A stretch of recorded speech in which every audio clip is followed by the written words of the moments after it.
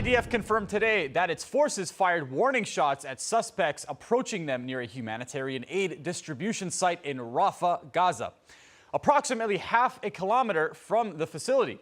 The incident occurred during a mass movement of civilians towards the GHF aid point, with some individuals moving outside designated routes. According to the IDF, when suspects continued advancing despite warning shots, additional shots were fired near specific individuals. The Hamas-run Gaza Health Ministry claims that 27 Palestinians were killed and 90 were wounded, alleging that the casualties resulted from direct Israeli fire at the site. The IDF acknowledged reports of possible casualties and stated that the incident is under investigation. But the Gaza Humanitarian Fund, a U.S. and Israel-backed aid group, issued a statement in Arabic warning civilians to avoid the Netzarim area south of the site due to ongoing military activity, emphasizing that unsafe movements will endanger lives and disrupt operations. GHF also denied Hamas's earlier claims of chaos and deaths at the site, accusing the group of spreading disinformation to undermine their aid efforts. Even the BBC and the Washington Post and many other massive media outlets just simply claimed that the IDF was killing Gazans, all without any evidence. Surprise. This follows reports of Hamas falsely alleging that Israel killed 14 civilians during a warehouse raid, which the GHF clarified was a Hamas-controlled UN aid stockpile. The UN Human Rights Office called the alleged attacks on civilians at the aid centers I don't even know how to pronounce this word, unconscionable, demanding an immediate investigation and labeling denial of food access a war crime. Yet, there's a problem. It never happened. GHF uploaded footage disproving the whole thing, security cameras from the moment that the supposed shooting took place. And nothing happened. Shocker. So, Yemen's Iran-backed Houthi forces claimed responsibility today for launching a ballistic missile at Israel's Ben Gurion International Airport, the country's primary air hub near Tel Aviv. The Houthi military spokesperson, in all of his good, handsome looks, announced that the attack, framing it as part of an ongoing campaign against Israel and solidarity with Palestinians in Gaza. No reported damage or anything like that, or disruptions at the airport. Israeli authorities have not yet issued an official response to the claim. Now, the Houthis have escalated attacks on Israel in recent months, including missiles and drone launches, many of which have been intercepted by Israel's air defense systems, or they caused minimal impact in non-important areas. The lack of confirmed impact from today's claimed strike just goes to show you how much the Houthis will embellish their work. Their operations are obviously meant to make impact. However, all except one missile that they fired have been intercepted by Israel. But they do it for their own people, to show strength. Even as their people starve and live in almost unlivable conditions in Yemen, the Houthis obviously don't care too much about that. They're so cute, though. I feel awful for them. They want so badly to kill Jews, and until now, they simply can't. It must be really tough for them. U.S. authorities have charged Mohammed Suleiman, an Egyptian national illegally living within the U.S., with federal hate crimes following a violent attack in Boulder, Colorado that injured 12 people during a Jewish community march.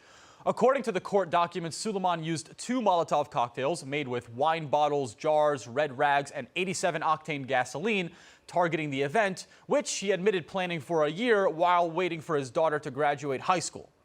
The Colorado federal prosecutor revealed that Suleiman intended to use a firearm, but he wasn't allowed to purchase one due to his immigration status, leading for him to, do improvised explosives. In some way, that's good news, and in some ways, it's bad. A search near his arrest site uncovered 14 additional Molotov cocktails prepared for the attack.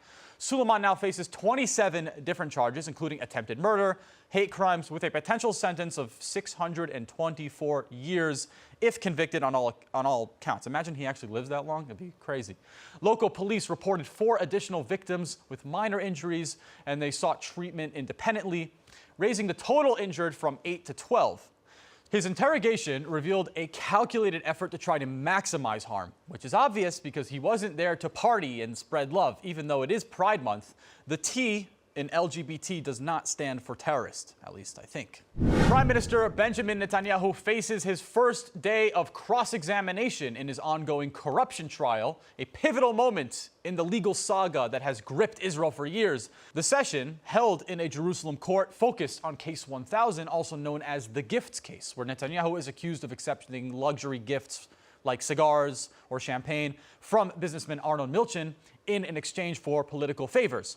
Also on the docket, and probably the most important detail, who gave Yair Netanyahu, Bibi's son, a Bugs Bunny doll? We are all dying to know. Someone please enlighten us. We can't sleep, even with our own Bugs Bunny dolls. Prosecutors Yehudit Tirosh and Yonatan Tadmor led the questioning, probing Netanyahu's actions and his intent.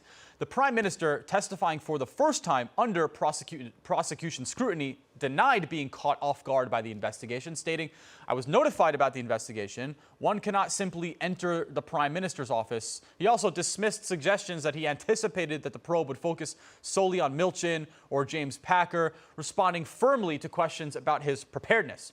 When asked about breaks during the prior questioning, Netanyahu said, "Sometimes people need to use the bathroom."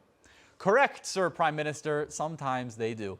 He went on to say, "I don't have Assad Sr.'s capabilities, 7 hours without a bathroom break," prompting a response from Tadmor that no 7-hour session has ever occurred.